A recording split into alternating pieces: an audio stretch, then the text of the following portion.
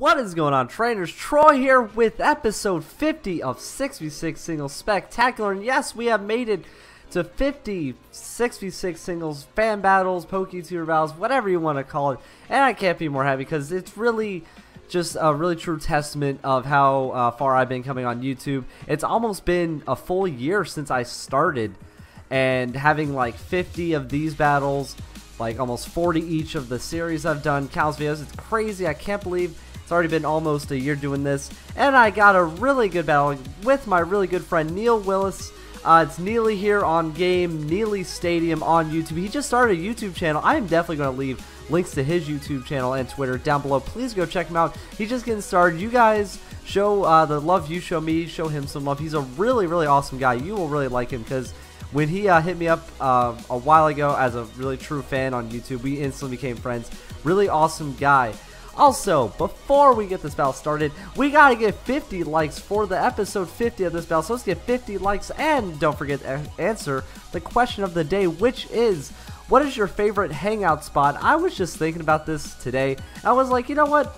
I like hanging out at this coffee shop. It's a bit north of where I live, about 20 minutes. It's a really cool, like, I guess hipster coffee shop, but they make the best coffee, and it's really chill. They got like really good movies and stuff playing, so that's one of my favorite hangout spots. I like to go with my friends, just a regular coffee shop. What is yours? So leave that in the comments down below. Now we're going to get this battle started. I gotta pull up my screen there. As you see, the battle just going there. I see his little team there. We had like a mixed tier agreement, a few OUs, something like that. He looked for a really UU team, except for that Gengar and the Mega Medicham. So yeah, I guess it was pretty even. So I opened with the Crobat. I was like, I might as well just open Crobat, U-turn, get a good feel for the guy's team. He goes to Arcanine, which is a good open, good intimidate, and he doesn't really take that U-turn at all. So good on him right now. But I bring in my Milotic, my Siren. This is probably the first or second time I brought out my Milotic ever. It's a really I would say like slow Pokemon because I got set up to Aquamarine, but it is really useful against physical type attacks because, as you'll see here with the Flame Orb, my Marvel skill kicks in and my defenses just went through the roof, and I got Scald and Ice Beam for regular attacks, so it really works out. I took that close combat like it was nothing. So here goes Barbaracle, a Pokemon I'm kind of scared of because I know I don't have a lot of priority on my team except for the Metagross, I guess. So without priority, you really can't stop Barbaracle once it gets that Shell Smash stuff. So that was definitely going to be a thing. So I was really hoping, even with my Marvel Scale, I could take a few hits. So there's the Shell Smash. And I'm like, you know what would be even better? If I do get the burn off the Scald. So I go for the Scald anyway after he gets his stats up. And I think, if I remember correctly, I do get the burn on the first turn, which would be awesome. And yes, no, wait, yeah, we do actually. Wow, I was really shocked.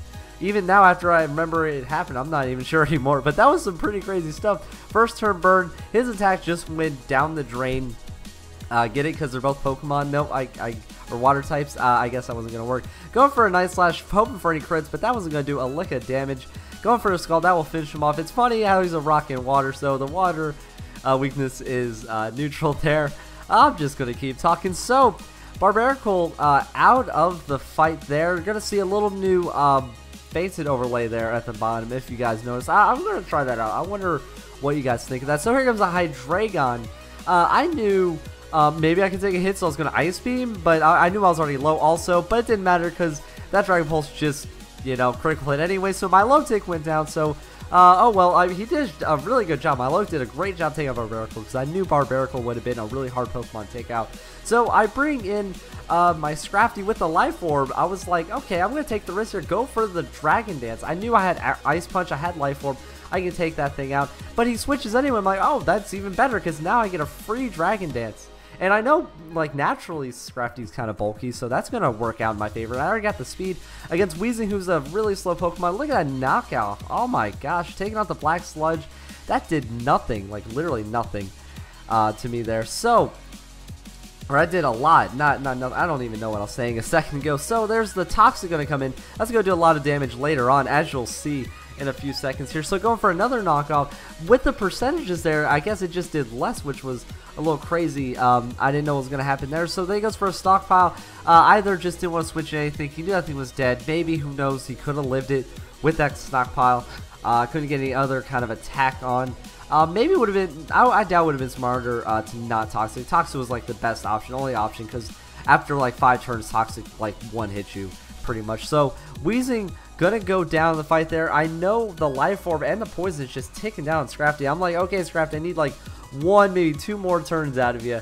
Just kept hoping I get that. So he brings in Arcanine, and then at the very last moment, even after his Intimidate, I was just like, that thing's got E-Speed. I'm like, oh, I'm dead. I knew I was dead. I was like, crap.